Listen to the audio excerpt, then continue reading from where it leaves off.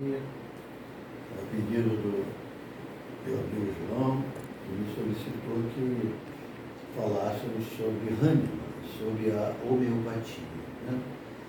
É um tema realmente apaixonante, para mim, especialmente para todos aqueles que amam a homeopatia e que veem a medicina e a doença e a saúde por um outro prisma, que não essencialmente material, prisma muito mais espiritual. Mas antes de iniciar, permitam-me uma pequena prece. Senhor, Deus de amor e de bondade, nesse momento tão sublime, nossos amigos espirituais, incondicionais, que possam nos intuir, para que com palavras singelas possamos transmitir ensinamentos imperecíveis, que possam nos fortalecer nessa jornada tão difícil pela terra, muitas vezes com espinhos que ferem nossos pés, nos fazem sangrar, mas estradas redentoras que nos conduzem à luz do teu amor.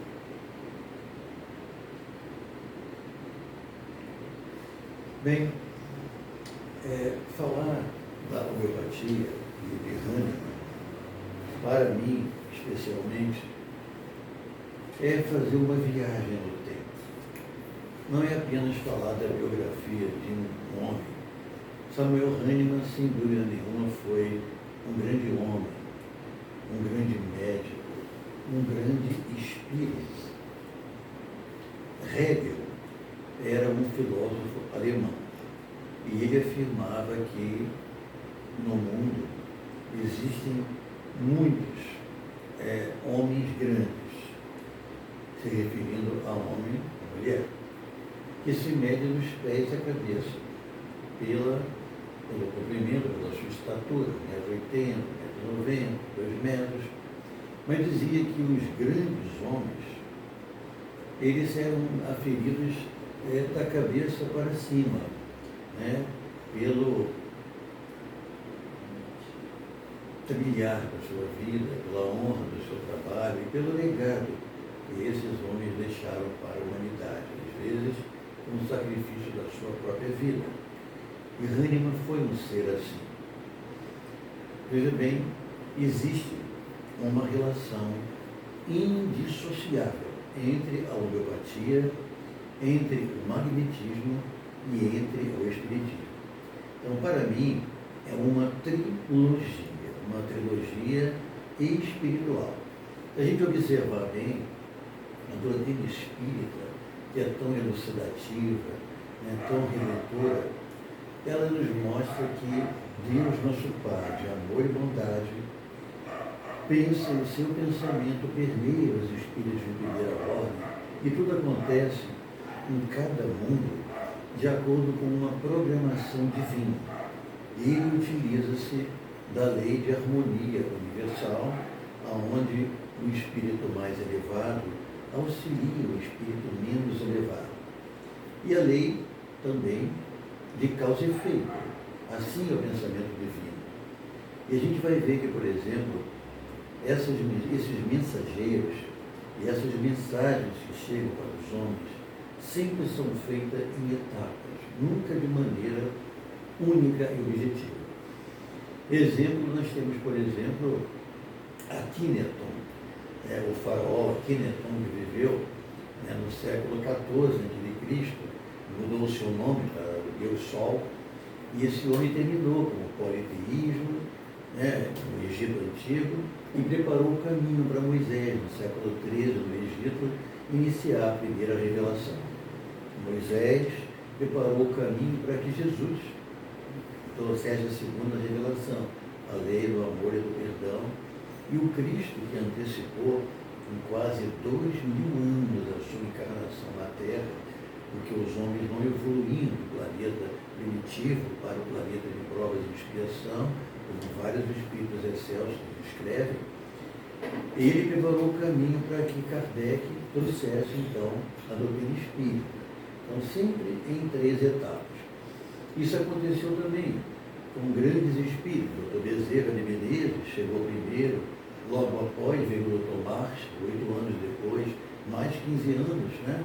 Veio o Dr. Dias da Cruz. Então, Bezerra de Menezes, Dr. Marx e Dias da Cruz, mensageiros com características muito parecidas, amigos, né? Um presente ao desencarne do outro. Olha que coisa linda, o entrelaçamento e a mensagem divina que é feita em etapas. Assim também, temos que compreender que a presença de Hahnemann vem de muito tempo. Hahnemann é o apóstolo da medicina espiritual, segundo Hermínio de Miranda. Né? Denis, o apóstolo da medicina, da doutrina espírita. Né? Você observa que a viagem é uma viagem no tempo. Então, se nós quisermos compreender realmente a magnitude da vida de Hahnemann, precisamos voltar no tempo, João, entrar numa máquina do tempo. E aí, essa história é a história da medicina ocidental, a qual nós pertencemos. É a medicina oriental, muito mais antiga do que a ocidental. Mas é uma história que começa, mais ou menos, há 500 ou 600 anos antes do Cristo, na Grécia Antiga, quando havia os titãs, havia a mitologia grega. E os homens, naquela época, eles interpretavam os fenômenos da natureza, os cataclismos, né, como se fossem divindades, porque era algo que eles não podiam compreender. O raio, o trovão, as tempestades, os terremotos, tudo era vinculado a deuses. E aí o deus Cronos, naquela época, era o principal. Mas o Cronos depois tem um filho chamado Zeus. E Zeus surge mais ou menos na época de Abraão, 2000 anos antes de Cristo. E Zeus era o deus dos deuses, né? E Zeus, então, depois de algum tempo, ele tem 2 filhos, um chamado Apolo e outro chamado Quiron. Quiron com CH, não é o planeta Quiron com CH. E esses 2 filhos, né, também mitológicos, figuras mitológicas, Apolo virou o deus do sol, como a gente sabe, o deus da poesia, da música, das artes, e também o deus da cura, o deus da medicina. Apolo é o deus da medicina. E Quiron, um centauro, a metade homem e a metade cavalo. Bom, por que eu estou falando isso? Porque é uma viagem no tempo mesmo. E aí acontece algo extraordinário, né? Apolo tem um filho, homem, e pela primeira vez na história da humanidade ocidental temos a medicina investida, encarnada, num nome chamado Asclépio. Então, Asclépio era um médico encarnado, filho, né, de Apolo, considerado um semideus. Mas Apolo, então, Asclépio, então, passa a viver na ilha de Kos e de Quinidos, na Grécia Antiga.